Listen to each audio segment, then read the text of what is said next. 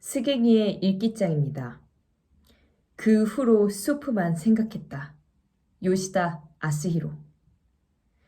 더 이상 휴대전화는 필요 없다고 생각했다. 회사를 그만둔 지 한참 지나자 전혀 사용하지 않는다는 사실을 깨달았기 때문이다. 전화를 걸 곳도 없지만 내게 전화를 걸어주는 사람도 없다. 일로 사용할 때도 그저 가지고만 다녔을 뿐 내가 먼저 거는 일은 없었다. 애당초 그리 좋아하지도 않았다. 아무래도 옛날 영화를 볼 기회가 늘어난 후로는 내 주변의 시간이 조금씩 거꾸로 흐르는 느낌이다. 예전의 시간은 지금보다 느긋하고 두터웠다. 그것을 시간의 절약이라는 미명 아래 아주 잘게 조각내버린 것이 오늘날의 시간이라는 생각이 든다. 문명의 다양한 이기가 문자 그대로 시간을 잘라내 일단 무언가를 단축하긴 했지만 다시금 생각해보면 잘라낸 것은 느긋했던 시간 그 자체임이 분명하다. 휴대전화가 얼마나 시간을 단축해주는지는 모르겠지만 아이 때 익숙하게 봤던 전화는 검고 무거운 것이다. 하지만 지금 그런 것을 가지고 돌아다니다간 비웃음만 살 뿐이다. 둘째 누나에게서 오랜만에 전화가 왔을 때 곧 휴대전화를 해약하고 집 전화를 놓을 생각이라고 하자 요즘 그런 사람은 없지 않니? 라는 대답이 돌아온다. 둘째 누나는 세 누나 중에서도 나와 생각이 가장 비슷했는데 어느새 시대에 뒤처져 버린 남동생을 이해하지 못하는 모양이다. 그보다 누나 입장에서는 남동생이 스스로 시대에 뒤처지고 싶어 하는 것을 돌려놓고 싶었으리라. 어쨌든 빨리 일을 찾아라. 다시 일을 시작하면 분명히 휴대전화가 필요할 테니까. 그런 세상이야. 알겠니? 그것은 나도 알고 있다. 하지만 세상에는 시대에 뒤처진 채 살아가는 사람이 있고 나는 그런 사람을 존경하기 때문에 누나가 말하는 세상이 어찌 되었든 그런 사람을 따르고 싶다는 생각이 어딘가에 존재했다. 그런 사람이란 샌드위치 가게의 안도시지만. 아, 그렇구나. 그러니까 전보구나. 휴대전화를 사용해 주고받는 메일이 어떤 것인지 리스군의 설명을 한바탕 듣고 나서 안도 씨는 그런 감상을 늘어놓았다.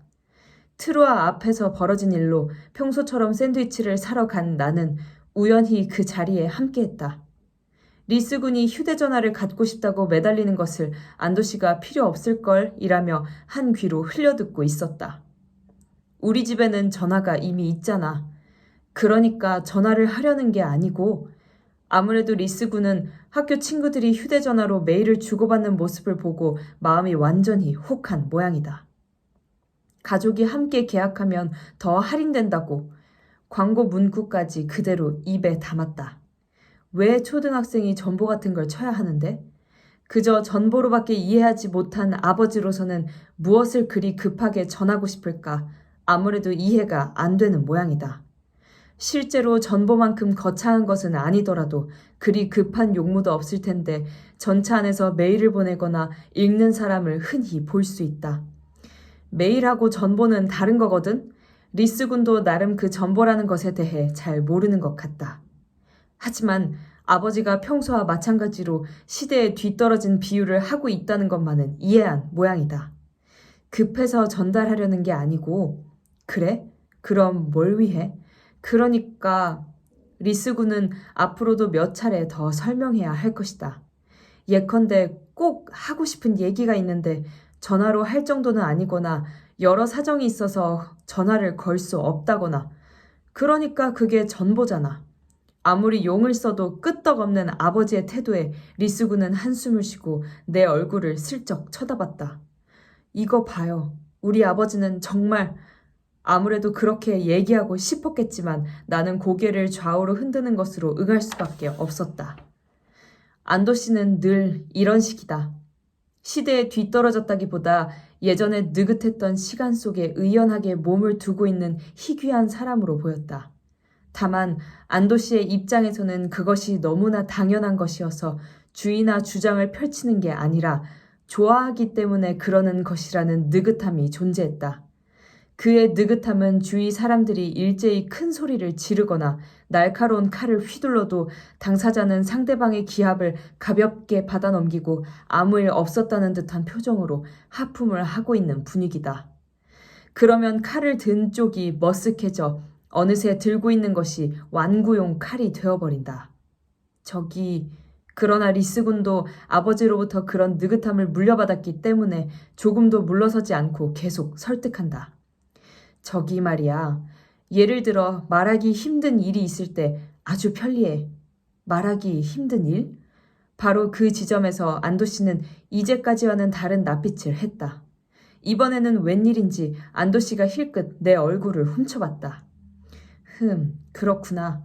처음으로 납득한 것처럼 고개를 끄덕였다. 어라? 리스군은 아버지가 갑자기 그렇구나 하며 인정한데 김이 빠져. 그러니까 아빠가 내게 말하기 힘든 거라도 있는 거야? 아버지와 똑같은 말투로 아버지가 자주 그러듯 태평하게 머리를 긁적이기 시작했다. 아니, 리스가 아니라 뭐 그런 대로 이런저런. 안도 씨도 전염된 것처럼 머리를 긁적이며 또 한 번 힐끗 나를 보더니 곧바로 엉뚱한 방향으로 시선을 돌리고는 이쪽을 보려고 하지 않았다. 이렇게 되면 느긋하게 있을 수 없는 사람은 내가 된다. 내게 말하기 힘든 거라도 있어요? 라는 리스군의 의문이 그대로 내 목소리로 바뀌었다. 그도 그럴 것이 최근 안도 씨의 태도가 어딘가 이상했기 때문이다. 어쩐지 서먹서먹하다고 해야 하나.